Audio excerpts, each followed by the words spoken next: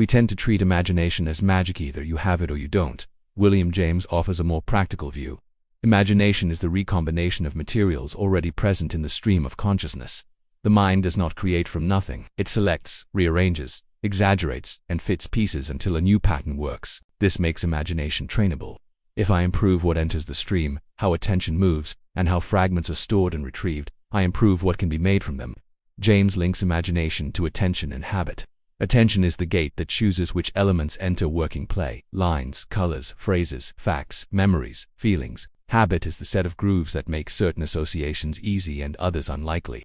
When I expose myself to richer inputs and deliberately vary the associations by similarity, contrast, and contiguity, widen the palette. Imagination becomes less about waiting for inspiration and more about designing conditions under which combinations occur. Emotion matters because it weights ideas. In James's psychology, bodily arousal and meaning shape what the mind keeps and revisits. A fragment tied to curiosity or purpose is more likely to return during idle moments: the walk, the shower, the quiet commute. This is why drift time is productive. When focused effort relaxes, the stream recombines without pressure, and weighted fragments snap into a better fit. Protecting this alternation effort, then drift turns imagination from accident into routine. A James-style protocol for generating ideas begins with curated input. Define the domain and collect 5 to 7 diverse examples or references that illustrate the problem from different angles.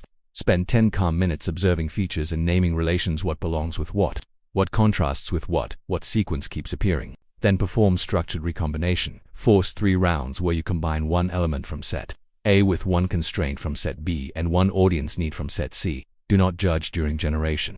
The aim is quantity with slight constraints that keep you moving. Next comes fit testing, James's pragmatic element. Ideas earn their keep by their workings. Choose the 3 most promising and run a micro-experiment for each. Sketch the outline. Write a 100-word summary. Build a 30-second demo or pitch it to a friend and watch their face.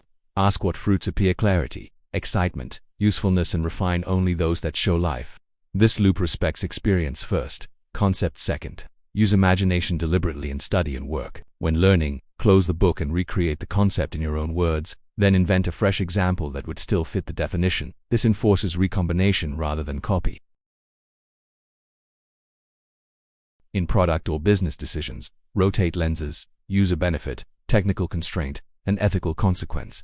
A design that satisfies all 3 will survive reality better.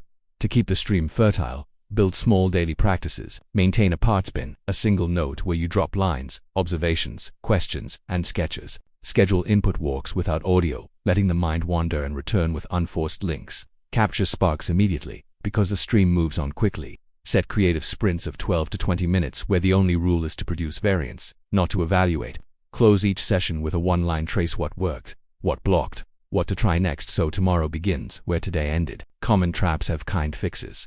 If you feel blocked, you lack materials or constraints, not talent. Gather 5 examples and impose a boundary: time limit, word cap, or forbidden cliché.